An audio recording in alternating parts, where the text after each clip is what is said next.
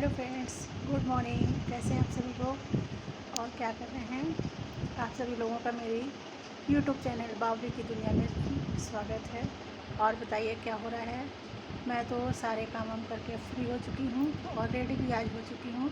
आज मुझे हनुमान मंदिर जाना है। आज मैं अभी जाऊँगी, इसलिए मैं अभी रेडी हो चुकी हूँ। बस बेटियों को लेकर उधर से ही निकल जाऊँगी और दर्शन करके वापस आऊँगी, क्योंकि मैंने पहले मैं सिर्फ अकेले हनुमान मंदिर जाती थी, लेकिन अब मैंने अपनी बेटियों को भी ले जाना शुरू किया है, क्योंकि मैं चाहती हूँ कि वो अपना कल्चर देखें, अपना कल्चर सीखें और हनुमान चालीसा भी वो सीखें। उन दोनों को गायत्री मंत्र तो आता है, पर अभी हनुमान चालीसा ओरल में वो नहीं आती है उनको।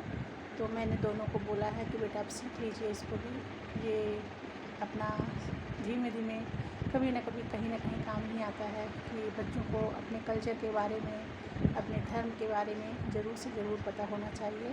तो मैं इसीलिए आज अभी रेडी हो चुकी हूँ, सारे काम फिनिश हो चुके हैं। आज मैंने एक सेकंड भी रेस्ट नहीं लिया है और फटाफट सारे मैंने काम किए हैं। और अब मैं रेडी होकर बैठी हूँ। फिर से मैंने सोचा चाय नाश्ता बाद में करूँगी और खाना बाद में बनाऊँगी। खाना 11 साढ़े 11 से मैं बनाना शुरू करती हूँ, तो फिर मुझे उसको दोबारा गर्म नहीं करना पड़ता है। बच्चों के आने तक मैं रेडी कर लेती हूँ उसको, तो इसीलिए के। और बताइए आप लोग क्या कर रहे हैं, कैसे हैं आप लोग, कहाँ से मेरी वीडियो देखते हैं? और बताइए। दिल करता है आप लोगों से बहुत सारी बातें करूँ, मन में कुछ होता है और जब बोलना शुरू करती हूँ तो होता कुछ और है मुँह में। तो इसीलिए कभी कभी कंफ्यूज हो जाती हूँ कि क्या बोलूँ और क्या ना बोलूँ। बस मैं आप लोगों से इतना कहना चाहूँगी कि आप अपनी बेटियों को खूब पढ़ाइए और उनको अच्छा और बुरे की समझ ज़रूर बतलाइए कि वो लोग कैसे अपनी लाइफ में आगे सर्वाइव करेंगी। और सभी लोगों को अपने फ्री टाइम में कुछ ना कुछ करना चाहिए।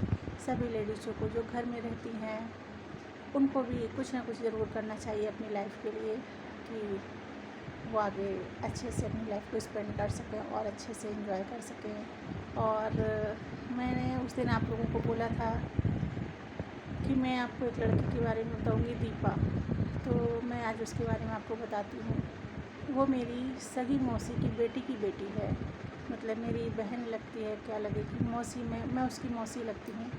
तो वो जब सिर्फ 4 साल की थी, इस बात को 17-18 साल हो चुके हैं, लेकिन वो जब वो सिर्फ 4 साल की थी तो वो एक दिन उसको बाहर खेलते खेलते अचानक वो गिर गई और फिर उसके बाद से आज तक वो नहीं उठी। और उसका जो फिजिकल मूवमेंट होता है वो सारा भी, उसका ग्रोथ उसकी रुक गई। वो एक क्या जैसे कपड़े का छोटा सा गट्ठर टाइप में होता है, बस वो वैसी होकर रह गई है। उसका वो जो डेली रूटीन होता है हम लोगों का वो तो वो करती है, लेकिन और बाकी उसका बॉडी फिजिकल जो ग्रोथ होती है वो पूरी तरह से उसकी रुक चुकी है। लेकिन उसकी जो ग्रोथ में जो बहुत सारी बेसिक चीज़ें होती हैं जो एज के आने पर होती हैं सभी गर्ल्स को, वो सारा प्रोसेस उसका चालू है। लेकिन उसका बॉडी आप जैसे 1-2 साल के बच्चे जैसा, जब वो 4 साल की जैसी थी बस वो वैसी ही है। आज भी वो वैसे ही बेड पे पड़ी हुई है। अपने हाथ से वो ना खा सकती है, ना पी सकती है, ना सूसू पोटी कर सकती है। वो सब उसकी मम्मी उसको कराती हैं और उसका इलाज नहीं हुआ।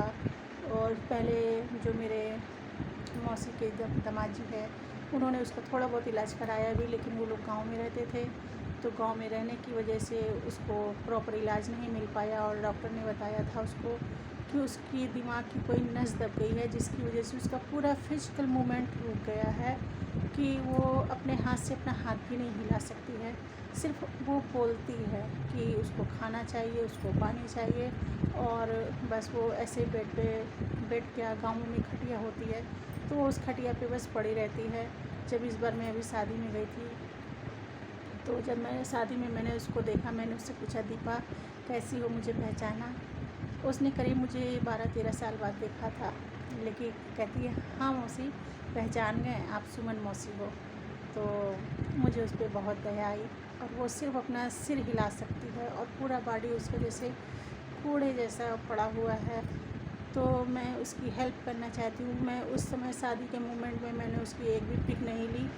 अगर मैंने उसकी पिक ली होती तो मैं आप लोगों को ज़रूर दिखलाती कि, और आप लोगों से जो हो सकता है आप लोग उसके लिए हेल्प करती। कोई एनजीओ, कोई कुछ भी, मतलब जो सामाजिक संस्थाएं होती हैं, अब मैं चाहती हूँ कि वो लोग उसकी हेल्प करें, उसका इलाज हो, कम से कम वो इतना तो हो जाए कि वो अपना खुद का सारा काम कर सके। अगर उसको प्यास भी लगी है ना, तो वो पानी मांगती है कि अम्मा पानी दे दो, अम्मा पानी दे दो।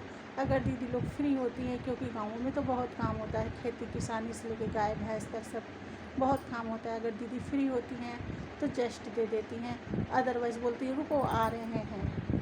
तो इस तरह से वो बेचारी पड़ी रहती है। अगर उसको भूख प्यास भी लगती है तो वो बस ऐसे ही, बस उसको मिलता सब कुछ है, क्योंकि अब दीदी की भी एज हो रही है, दीदी भी काफ़ी एज की हो गई हैं।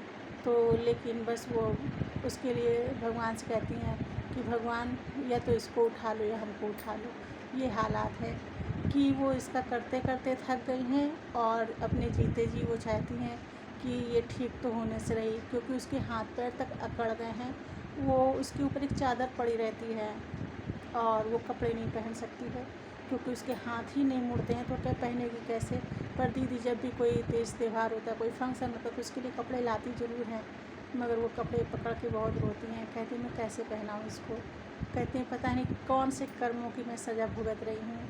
तो मैं चाहती हूँ कि आप लोगों में से अगर कोई भी ऐसा है जो उसके लिए हेल्प कर सकता है तो मुझे कांटेक्ट करें मेरे इनबॉक्स में, और मेरे कमेंट में मतलब वो बोले कि मैं हेल्प कर सकता हूँ, और आई होप आप लोग उसकी हेल्प कर सकते हैं तो आप लोग करिए। मुझको लॉट्स ऑफ मनी की ज़रूरत होगी उसके इलाज के लिए।